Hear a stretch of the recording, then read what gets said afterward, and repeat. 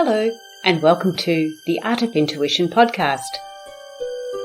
My name is Susan Jane, and I believe that trusting your intuition is the best way to live your life with meaning and purpose.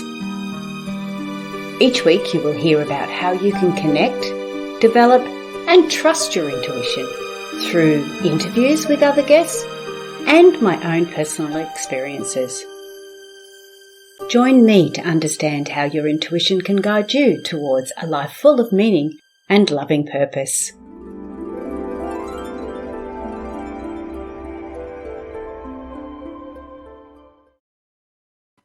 Hello and welcome to the Voice of Intuition podcast. My name is Susan Jane and I'm your host for the podcast.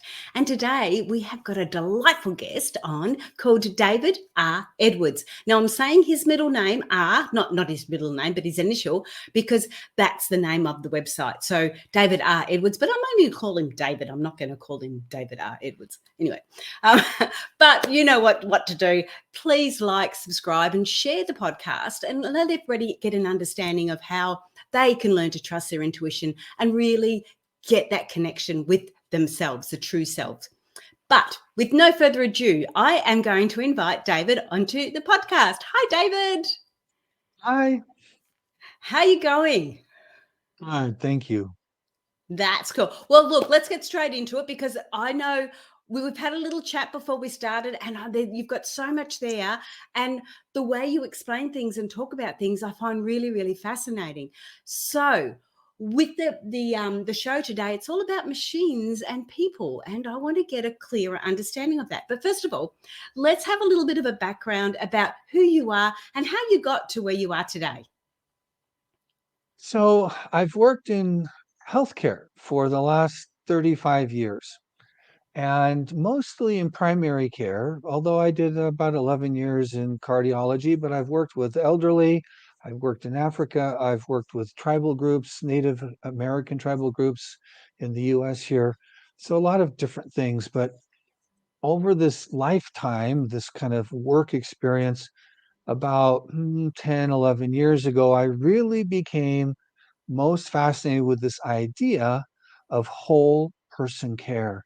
So when I say whole person care, Susan, what kind of first thing that comes to mind? There's no right or wrong answer, but Well, when I look at it, I look at the holistic side of it. So I would look at physical, mental, emotional, and spiritual. So yeah, I go the whole hog. I love that. That's perfect. And when you were born, let me ask you, and I could answer the same thing, and anybody in the audience, we might ask, right? So if I asked you, when you were born, was your head attached to your body? I believe it was. I'm a little bit couldn't quite remember that time, but yes, I believe it was. We kind of expect it was, didn't we? Yep. And so the way healthcare has evolved is it's become so highly specialized. And there's a lot of advantages to that. We have a cardiologist that looks at our heart, and we have an oncologist who helps us with cancer, and we have a rheumatologist, right, who knows about hormones, and et cetera, et cetera, et cetera, all to the infinite levels of detail. In the process of having all this detail and the wonderful benefits that come from that, we have, however, forgotten that we're whole people, right? Our head, our body, our mouth, all the parts are attached and they're connected and they infect each other. And so I thought, if the reality of life is that we are all connected, then the way we should set up our healthcare system is that we should design the health system around the whole person. And we should flex our resources to assist you in being the captain of your own healthcare team. Does that make any sense at all? Oh, absolutely. I am so with you there. Too many times that we rely on what other people think, even though they have got a lot of the doctor and that side of it, but it almost goes against what we feel. And that's when I go, no, that alarm bell's there. So It doesn't feel yes, right, does it? yes, exactly. Yeah. And so what we were trying to do was develop a model of integrated primary care. So on a care team, if you, Susan, were the patient, and you came into our door, you might meet with a physician or a nurse practitioner. You might meet with a dentist or a hygienist. You might meet with a therapist or a counselor or a coach or participate in a class or whatever, right? We had all these different resources that we would flex around you and your needs, but our intent was that you would be the captain of the team because, the vast majority of your life is outside of the health center. And so if you can't be the captain of the team, how successful could you possibly be, for the all the time you're not there with all these supports? Does that make sense as well? Absolutely. Yes. I'm really loving where you're going, David. Okay. And so this was where I had this epiphany, my first epiphany. And we were in the very fortunate position of building a brand new health center. So it was going to be twice as big. We were going to design it around this clinical model that we had developed. So, for example, there was actually a therapist stationed full time in the dental space because, for decades, people have said some of the most stressful things in the top five is always going to the dentist.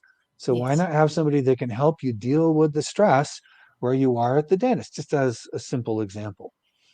So we were trying to kind of break some boundaries, again, based on what we felt was the reality of life, that you're a whole person. So let's work with you as a whole.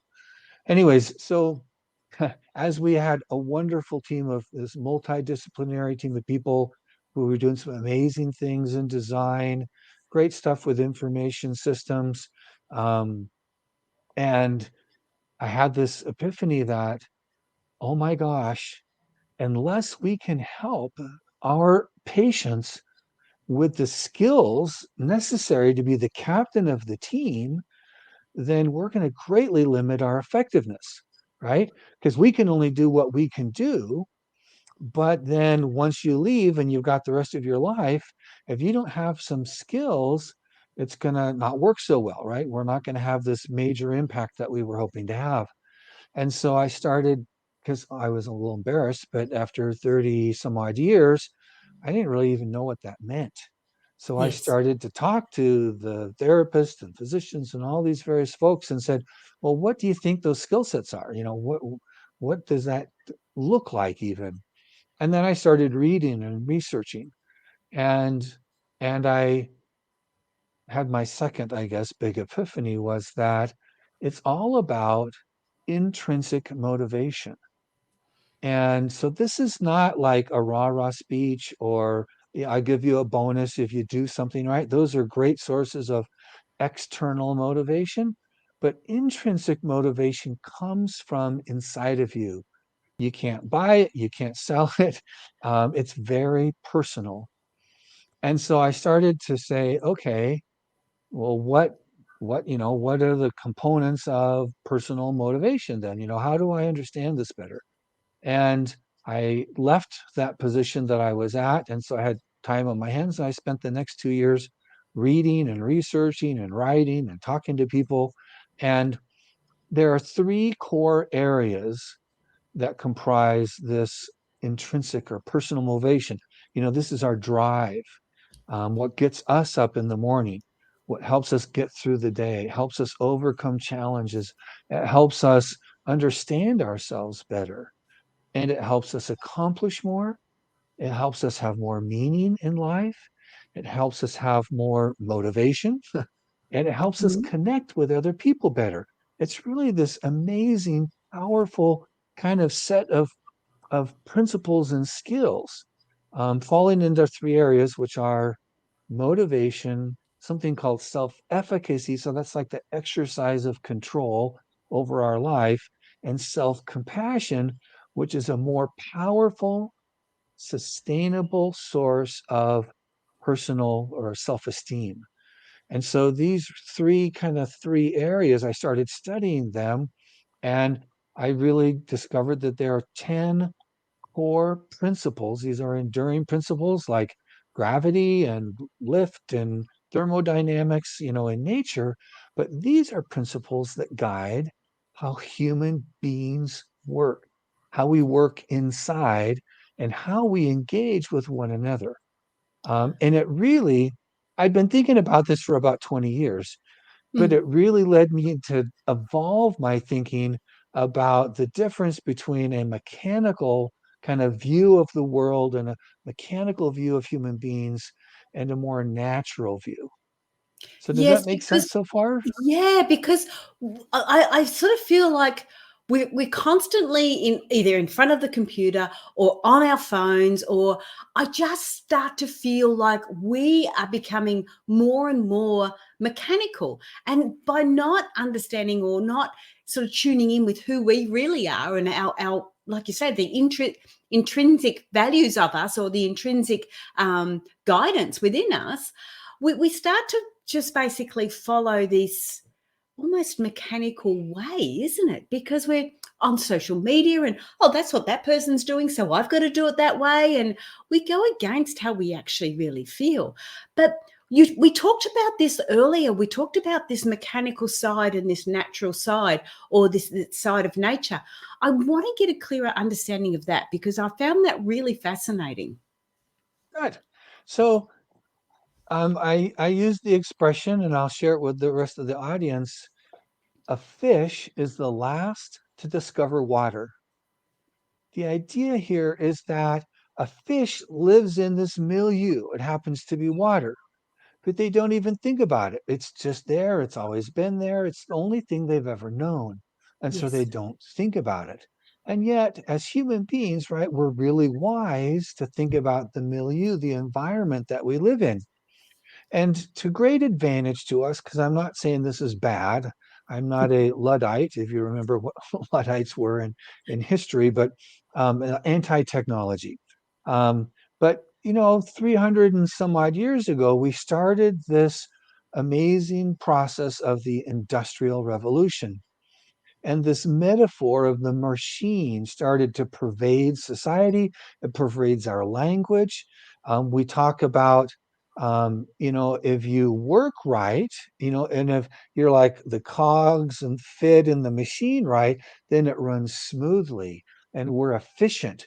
And when we get in the car and we drive the car, right? Well, if the car gets us from point A to point B safely and quickly and it doesn't break down, right? It's a good car.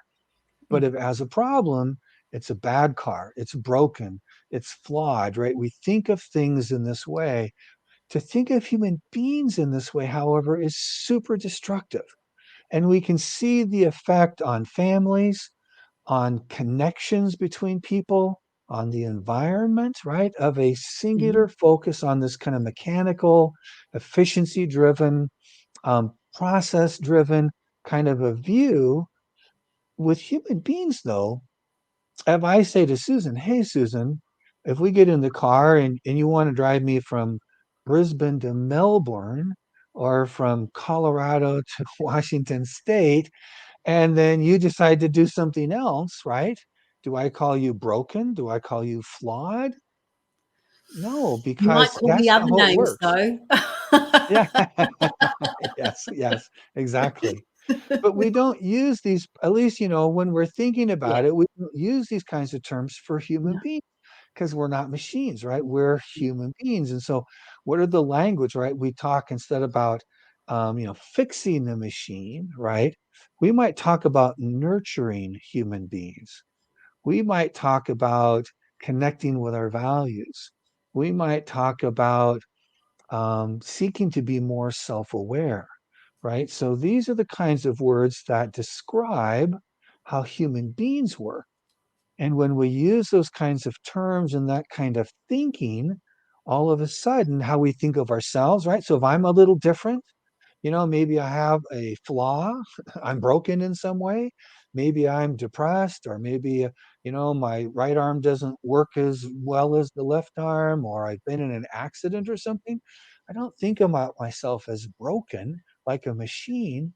I think about myself as having a unique challenge, as a part of nature who simply has this situation or these circumstances, and then I have to learn how to work with that and how to deal with it physically, mentally, spiritually, socially, right? As a whole person.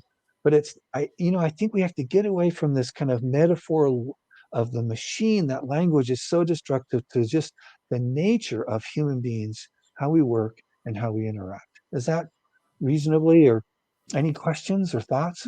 Yeah, no, that's really interesting because, like you say, when we went through this industrial age, it was about like streamlining everything and having everything fit together so it all worked perfectly. But we aren't perfect, and that's the whole beauty of who we are.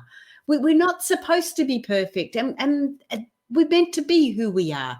So yeah, I really get that. And again, when we start to look at the social media side of things, and we're back into those machines again, and we start to see how somebody wants to present themselves on social media, and they're presenting themselves in a particular way where we look at it and we go, their life is perfect.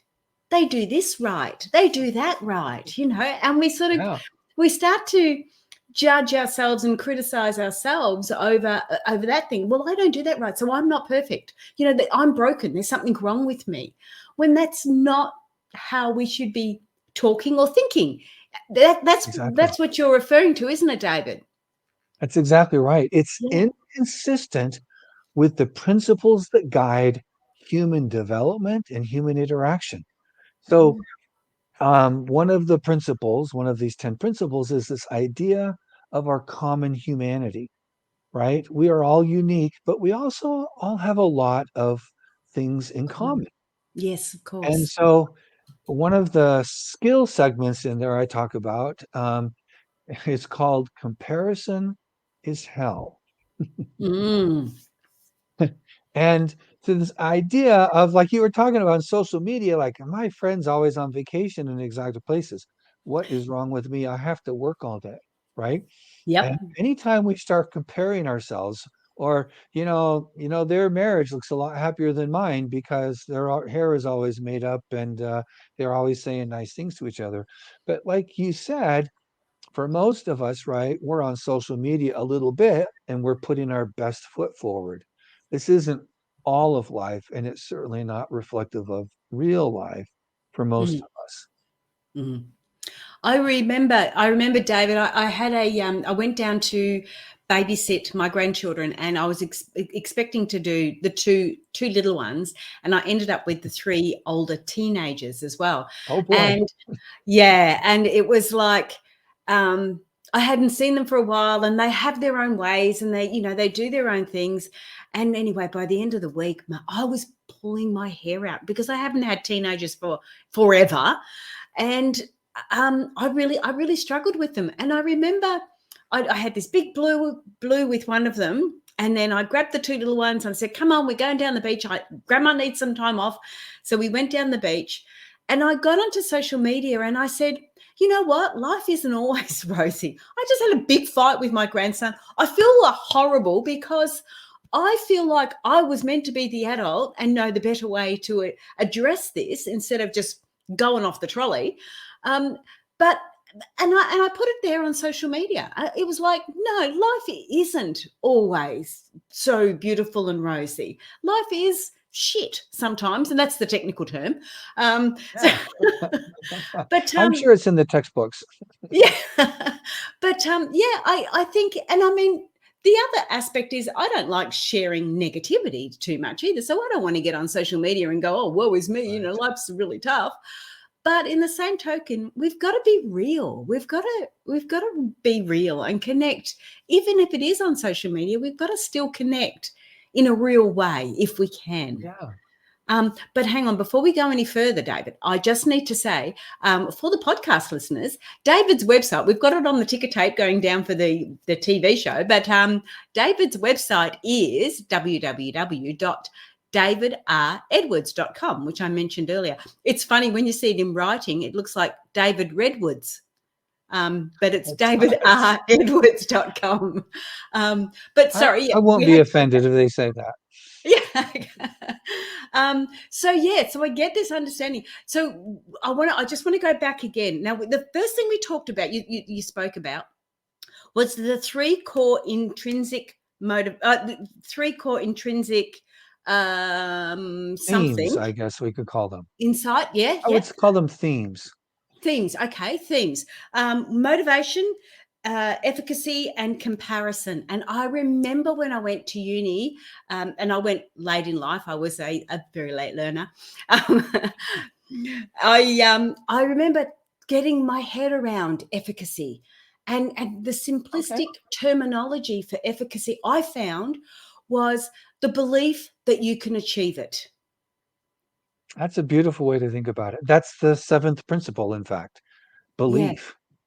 Yeah, so I found because efficacy was so much like self-esteem, or that side of things, but it's not the self-esteem, because self-esteem can be is different. Self-efficacy is having the belief that you can achieve that. Because if somebody said to me, "Oh, you've got to give up smoking," and I've gone, "Well, I won't be able to do that." But I don't smoke anyway, so I would be able to do that. But it's somebody saying something with, and you believing you can't do it, then your self-efficacy is down on that, or is low on that. So I wanted Right. to put that there. But we've got those three core themes we talked about: motivation, efficacy, and compassion. Can we just brush over those a little bit more before we go down to any details? Yeah. So the very first principle, and I wrote these in order actually, as I understood them better, and I really felt it was useful to sequence them so they build on top of each other like a ladder, right? Hmm. So the first step or the first principle is to understand and make our own personal values explicit. So Okay. if you think about like, I'm hungry, that's kind of a vague term. That's how most of us think about our values, right? Yeah. Yeah, I think, family is important, or I think being honest is important. And we think about this in fairly vague, abstract ways.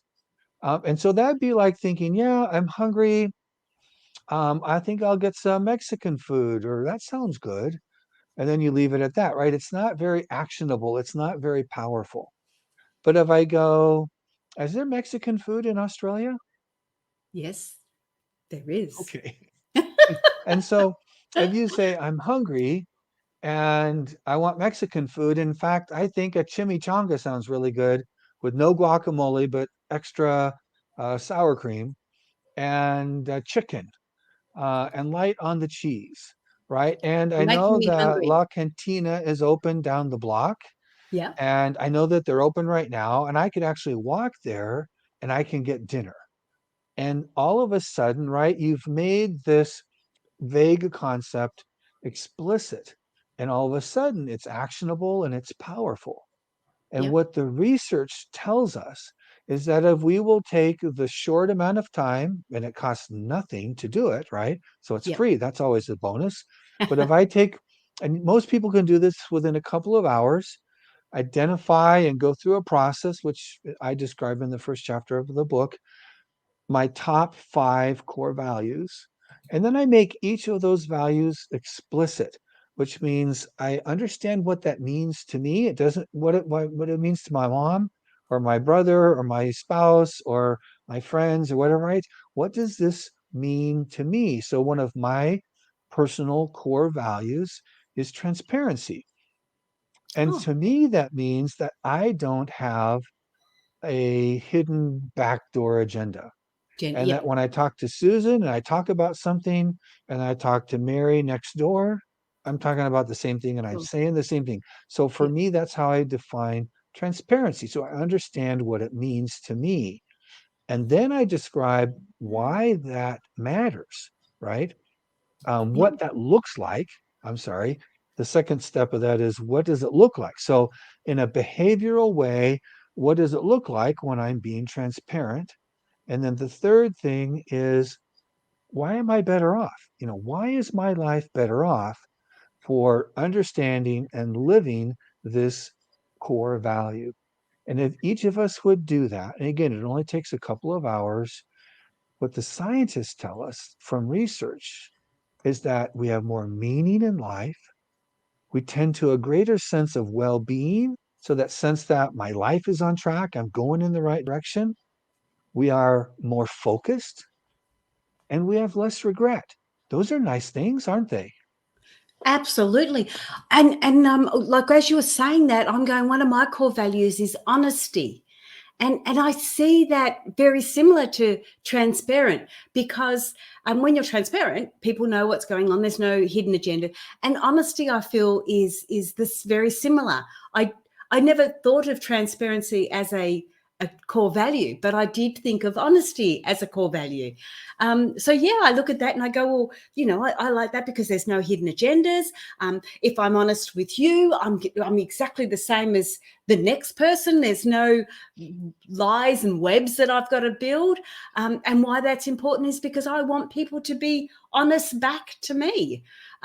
So honesty is one of those core values. And I like how you've really narrowed it down, because I have done core value work, and I've worked with clients to do core value, and we get it right down to 5 core values, but I haven't gone any further than that. So those other areas, the why, and what does that mean to you, the what and the why, is so much more important. It just takes it from one level to a much, much better level. Perfect. Exactly. Yeah. It's more powerful in Yes, our life. And isn't that absolutely. nice that we can have that kind of power? And I think of that, intuition, if we have that clarity and that power in our life, would we not have greater intuition? Well, as soon as we know more and more about ourselves, it's naturally bringing in that intuition. It's natural. You become aware of those messages that we're getting through because they're relevant to you and you understand them. So There you it's, go. yeah, absolutely. And But yeah, and and it's so beneficial in so many ways, right? I yeah. think of it, and again, trying to use the natural metaphor rather than thinking of my life or your life or anybody's listening or watching, right? Think of your life not like a machine, but as a cherry tree, because I love cherries.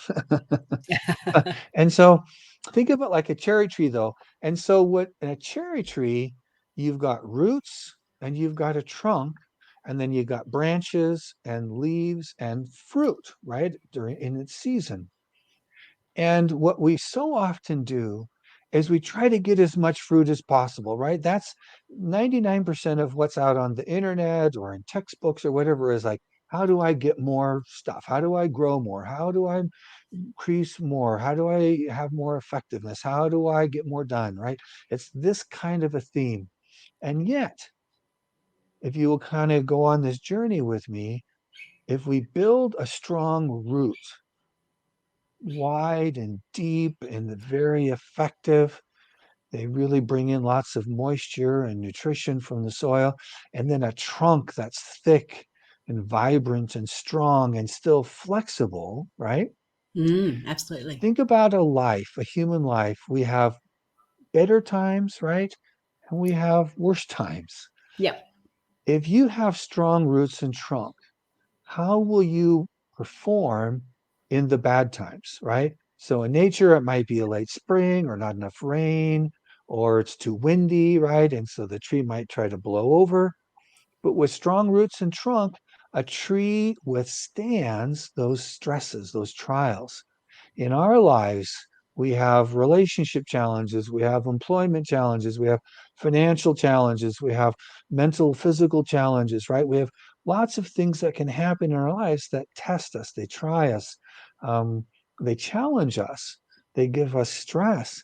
But if we have a strong core, think of like roots in a trunk, are we not going to be able to withstand those struggles and trials more effectively? More quickly get over them, rise above them even. Mm, Does that make sense? that's yeah, absolutely. Oh, you this is for the funny part, David. I actually do flower readings and tree readings. So people actually draw themselves as a tree, and then we talk about the Okay. roots and we talk about the trunk and the branches. And with the flowers, I make the flowers are your goals in life, your emotional goals. So when they draw their flowers or they choose a flower image, we can read that and we go, okay, well, this is what your intuition is saying. This is what you're looking at. So I love it. very, very on point for what I do. And I love how you've described that, because honestly, if we don't have the foundations, that's not just in life, that's in business, in anything we do. If we don't have strong foundations, if we don't have those good roots and the good trunk, we are going to have a lot of issues. And that trunk does need to be flexible. That was really important too. So yeah, love that analogy. Exactly. And our traumas tend to be less catastrophic. Maybe catastrophic. Let's try that word. Yeah. They're less catastrophic for us, Yep. right? We get over them more quickly. And that's always a wonderful thing. But then let's go to the opposite. Let's say that things are going well, right? Life is good. Things are all seem to be lined up and we're doing all right. What happens with a tree with a strong roots and deep, wide, productive, effective, I'm sorry, broad, deep, effective roots and a strong and flexible trunk? Well, when times are good, right? So the water's right and the sunlight is right and the wind is right and all that stuff, that tree will outproduce, outperform, be more successful, more happy, more connected than any tree with weak roots and trunk still, right? Even in the good times, in other words, we're still way better off. So it's not Absolutely. like it's just for the hard times. It's really for all times and all seasons, having some focus on the roots and the trunk benefit us. Absolutely. And so when you're referring to the roots and the trunk, you're referring to these core themes, or these core, the value, and not just the values, because values is part of it, but these three Right. core themes of motivation, efficacy, and compassion. Yeah. That's how we're going to build up our roots and our base and our trunk. Is that correct? That's exactly right. And I'll go through these. I know we're getting short on time, but so like the second principle, again, these are like stepping stones or like going up a stairs, right? So Yep. the second one, once we've got explicit values, right? We've got that foundation built. Think of down really in the roots there. We Yeah. have self-awareness Mm-hmm. and general awareness. So, like not only of ourselves, but also of our environment around us. So, Oh, yep. awareness is a second principle. So, it builds on values. Then the third principle is learning. So, this idea that I have experiences, some successful, some not, but I can learn from all of them, right? So, we're Mm-hmm. building more foundations. Yep. Then intent or intention. So, Yep. this idea that um, my intent makes all the difference in the world, right? What Absolutely. is my, it's kind of like visioning, if we think about that. I think you can think of it like in businesses, we talk about developing a vision statement. Sorry. We think Yep. about it as a human being, as a person, what is my intent? What is my vision? And then the last two that fall under self-efficacy is planning. So that's making plans that start to describe how we're going to make our intentions a reality, Mm-hmm. and then the doing, which is where we take those plans and we actually carry them out. And I should say there is one more principle. The last principle is belief. It is a critical framework, that sense that if I believe I can do something, I may be successful at it or I may not, right? Yeah. But if I don't believe I can do something, I never get out of the starting blocks, right? I will Absolutely. never Yep. get a start, because if I don't believe I can do it, I will never start and I will certainly never persevere. Yeah. And so belief is the sixth self-efficacy principle, and they build on each other. Yeah. And then we get into, so that's really getting the root ball, getting strong and vibrant. And then we've kind of grown up and we're starting to build the trunk a little bit. Now, the balance to self efficacy, because life should be about balance, we don't want to be out of balance, Yeah. um, is self compassion. So, self compassion has three core principles. The first being self kindness. And it's Yeah. so common for us to, when we make a mistake or we mess up or we forget something or we whatever, right? we say all kinds of really mean things to ourselves that we would never say to a close friend. Absolutely. And so the idea of self-kindness is that I'm going to learn to speak to myself like I would with a close friend. And what the research tells us is that when I beat up on myself, if I berate myself, I've actually decreased my capacity to then overcome the thing I was beating myself up for. So I've not only got the mistake or the challenge or the problem or the flaw or whatever it is, I've then decreased my ability to overcome it or to be more successful by beating up on myself. Yeah. But if I am kind to myself, like a close friend would be, I actually increase my capacity to deal successfully with that challenge. And so this is a very powerful concept that starts to get you the balance. It starts to say, I'm a human being, I'm not a machine. Self-kindness is really important as a core principle. The second one is our common humanity, which we talked about a little bit earlier. And the final, so the third principle under self-compassion, and the final balancing factor, you got your self-compassion, you got your self-efficacy built on these values, is what I call mindlessness. Oh, So what do you nice. think I might be thinking when I say mindlessness? Well, I would be going to like that's sort of how I feel when I'm doing my meditations and that it's just like nothing but everything at the same time. It's very, very blissful. Very, very um actually it's really strange. The terminology you're using is just amazing because as soon as you say that, I feel it. Like you say mind blissfulness, and it's like, yeah, I know what you're talking about. I'm not explaining it very well, but I know what you're talking about. There you go. Well, and when I titled the chapter, it was nothing as profound and beautiful as what you just said. But I had watched a Dr. Phil episode. Is Dr. Phil down in Australia? Yes, we have Dr. Phil too down here. Yes, Okay. we're not And that so he was behind, doing you an know. yeah, and so he was doing an interview actually, and he said I was talking to somebody about mindfulness or being mindful, and he said, and they said, and it was like, woo woo woo, that's craziness. And my audience when I was writing the book was similar to the people that I served in my career in healthcare, who were largely lower income people with some more significant challenges, perhaps, or barriers to overcome. And and so a lot of these people that I'm trying to connect with and trying to help by introducing these principles and some really simple skills under each of those principles. Um, I felt like they might see mindfulness and then check out. It's like, oh my Oh, gosh, she's going to talk about Ayurvedic or yoga pants or lighting candles and incense or something, and that's not me.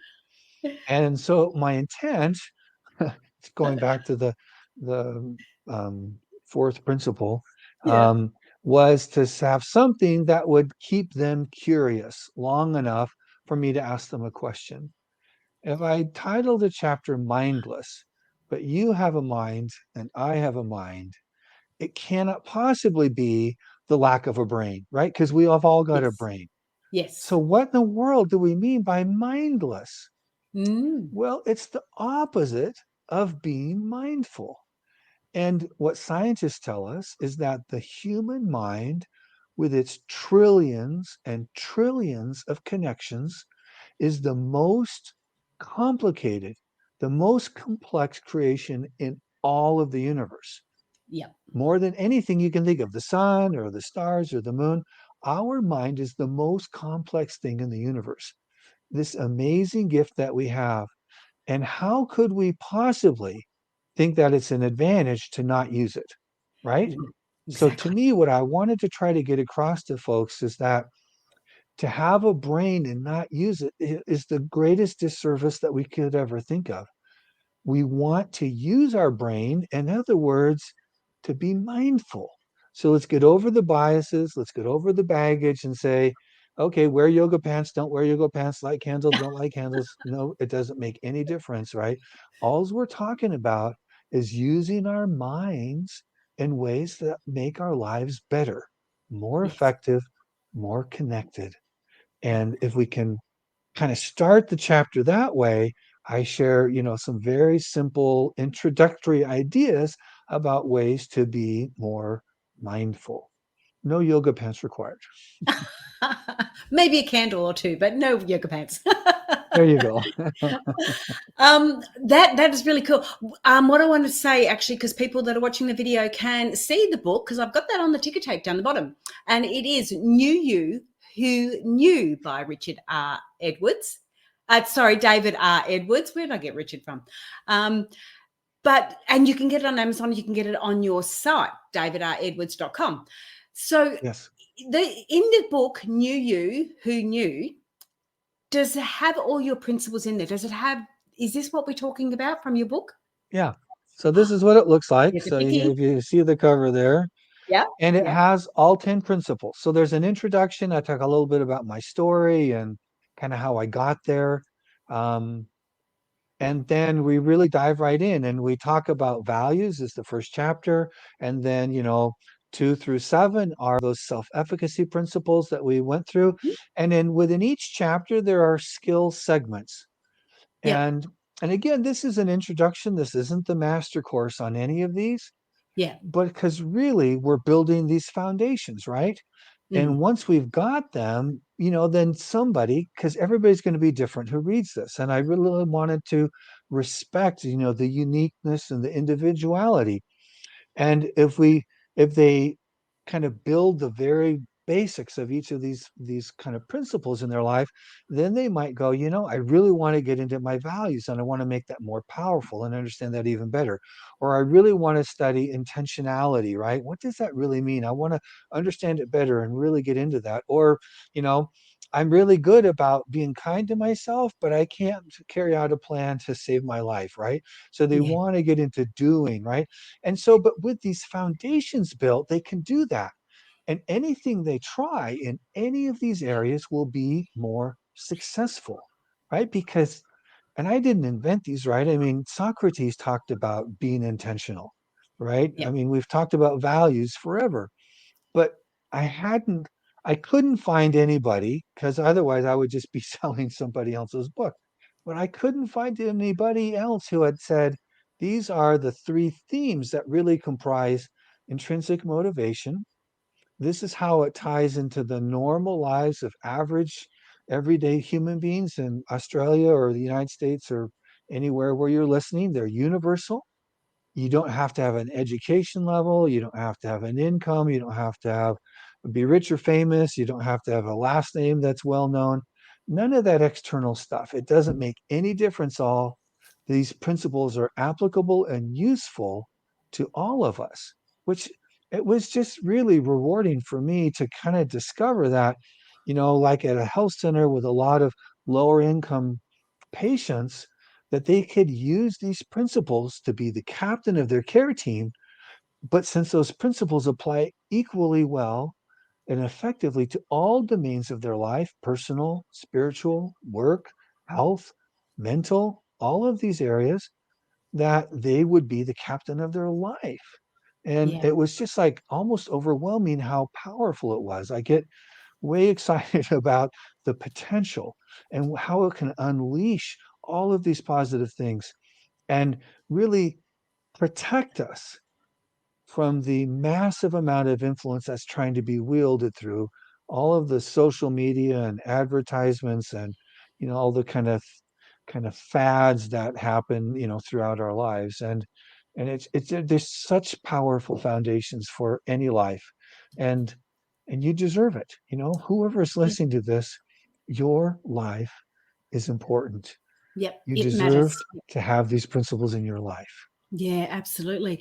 And the other thing too, when you're talking about it, so you're talking about these as being your basic foundations, but we all know that a tree doesn't grow a great big solid trunk overnight as soon as it shoots. We need to grow. The roots are always continuing. We're always learning. We're always getting better understandings. We're always growing and developing. And each time we do get that knockback, or we do have to flex with situations, it helps us become stronger. So yeah, I really love that understanding. If you want to know more about, what were some of the things like the belief, understanding the belief, you can go into that in a lot deeper ways. Understanding self-care or self-kindness, we can go into that again a lot deeper. So that's really amazing. But yes, we are getting a little bit low on time now, David. So I have to ask you to wrap it up. Have you got anything else you want to say before you go, before we say goodbye? I think I said it. So thank you so much. It's been such a pleasure. And that was a great end, frankly. As human beings, we don't generally react well to quick fixes, Yes, right? So be patient and kind to yourself, be consistent, and know that this is a lifelong journey. And if a listener is 20 years old, congratulations, you've got the vast majority of your life ahead of you. What an amazing time to attach and engage with these principles. If yes, you're 80, it doesn't matter. You can still engage with them. They're still as effective, right? Be absolutely. patient, though. Be kind, and know that you might be in really challenging circumstances or really easy, right?